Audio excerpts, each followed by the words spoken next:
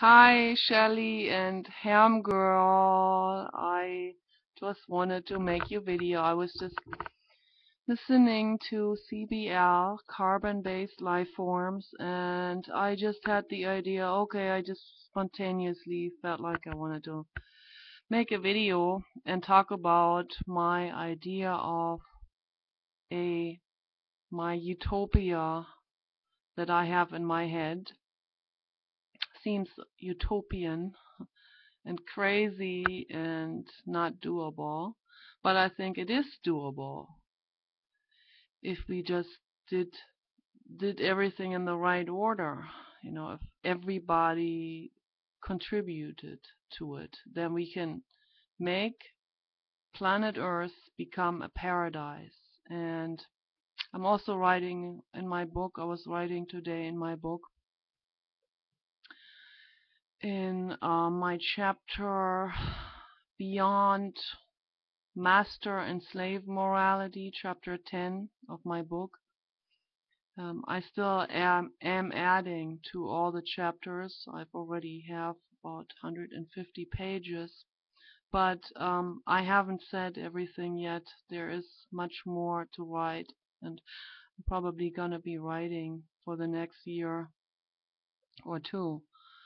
So, but I'm doing this for myself in order to clarify everything. I want to get everything organized in my own brain about how all these things tie in with one another. And man, I'm having so many thoughts. I am so loaded with ideas and thoughts and conclusions about all of this. And I mean, those conclusions aren't fully concluded either. Those are just, it's just a new portal that keeps opening up one after another. It's just, and then I enter into another realm, and then from that I enter into another realm, and then it just keeps going on and on and on. And I, as I go along, I begin to realize how things tie in with one another, and I realize that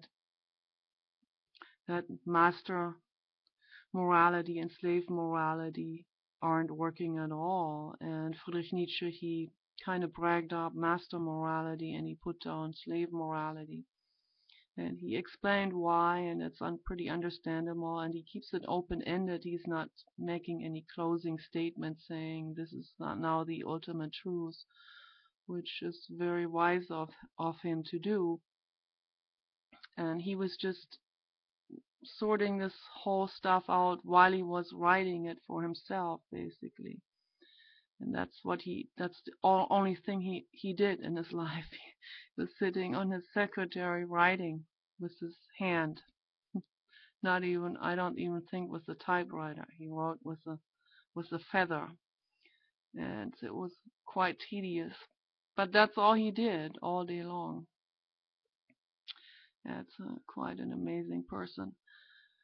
But I realized that it's time to move beyond both master morality and slave morality, because, and maybe Eric is interested in this as well. Great to hear from Eric again. And so Eric has a lot to say about this. And so I hope, Eric, I hope you're gonna reform the school system. I really want to see that reformed. And maybe you can check out Professor Dr. Gerald Hüther. He is a professor for neurobiology in Göttingen, Germany, which is not far from where I grew up.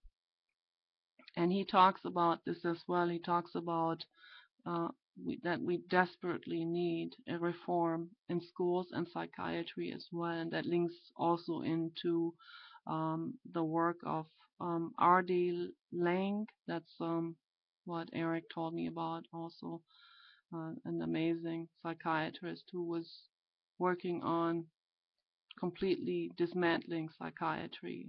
And there's another guy who is also working on this area, Dr. Rufus May in England. An amazing man, booked out years in advance as a therapist because he cured himself without drugs, and he's cured thousands of people without the use of pharmaceutical drugs. What he does is exactly what Dr. Gerald Hüther is talking about. He engages with the people, and it seems kind of like society is kind of like knotted now. We're knotted.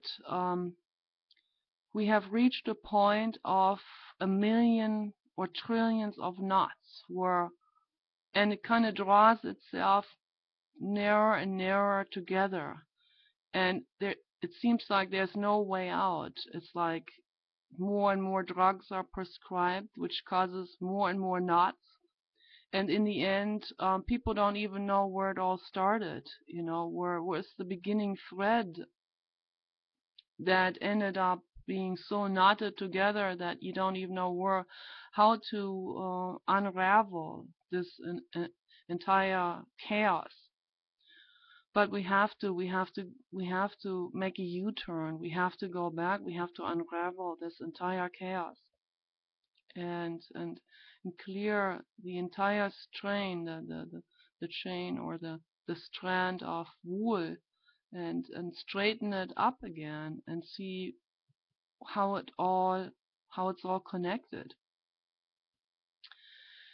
And so my main wish is that people will finally stop the hierarchy system. But it's very difficult for a lot of people, I think. It's like they're fleeing into this identity, this other identity that leads them away from their pain.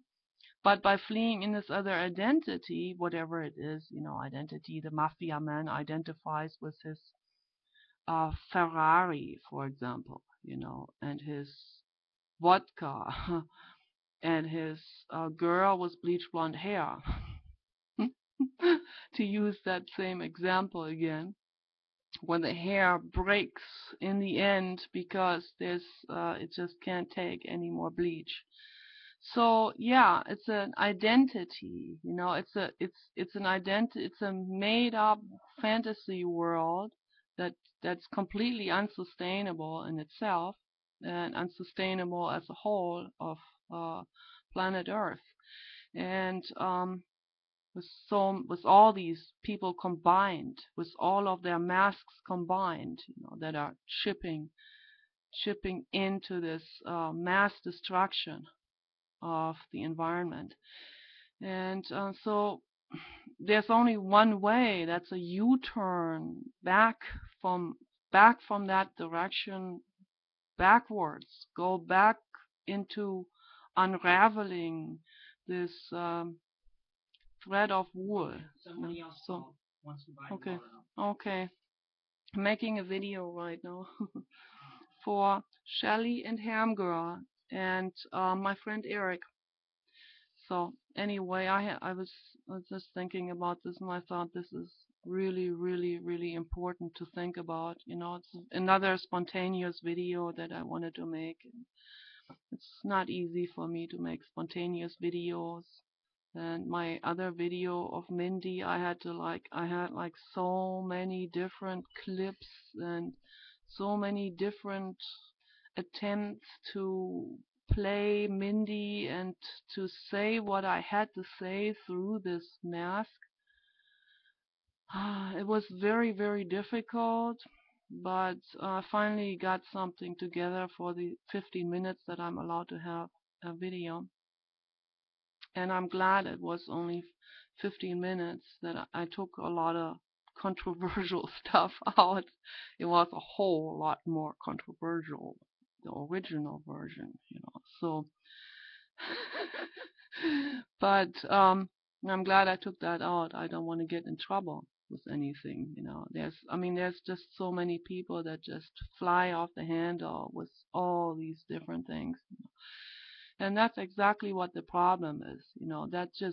It just continues to limit people's creativity, people's creative flow. You're in the process of saying something, and then you go like, oh my gosh, I can't say that. I'm gonna piss that person off or that person. They can't take it. I have to touch them with velvet gloves. It's really exhausting. But one thing is absolutely crystal clear. Humanity has to completely move away from any kind of hierarchy. Hierarchy needs to be completely abolished. I mean, any kind of hierarchy.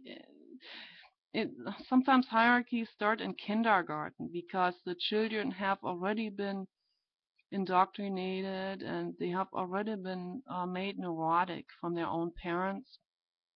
They watch their parents very closely, and when they see parents being in any way hierarchical and in any way that they may look down on their nanny or their gardener or their cook and say anything, kids pick up on that immediately, and then they imitate it because they want to be like their parents. We need completely new role modeling system. We need to move away from any kind of hierarchical system. We need to move away from the slave morality, from the master morality, from any kind of those dictations, because it is not working at all. It just isn't working. We need to start to engage with one another, and the work of Dr. Gerald Hüther is very precious. So anyway, yeah, I really recommend those videos. Unfortunately, they don't have subtitles, but maybe I'll make another video just about the material that he is discussing. But there are so many incredible people out there now that are working on particularly this subject. I'm very glad to see this. We need more and more and more in order to create a paradigm shift on planet Earth, in order to save planet Earth from this incredible speed of destruction that is happening right now. So, and what I'm saying is, we also in my book, we can absolutely create a paradise on planet Earth. We could do it. If people stopped right now in their tracks and turned around 100% and walked back to their roots and unraveled all these knots and all the neuroses and all these masks that they have established for themselves in their lives, and started to see, and it's probably very painful for someone who has murdered other living beings, when they finally start to see.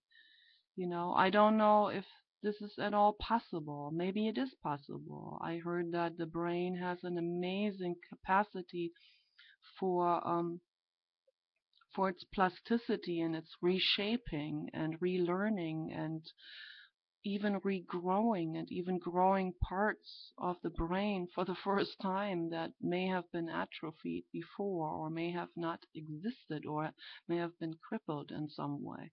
So there's an amazing chance for people to do it, but it is also important that the environment facilitates this. So if these people are in prison, and in the current prison system that we have right now, there's no way for them to heal those wounds, and they just retreat further and further into their ways of, that's the only defense mechanism that they know, is to be violent. It's like, they feel like, if I'm not violent, then people won't respect me.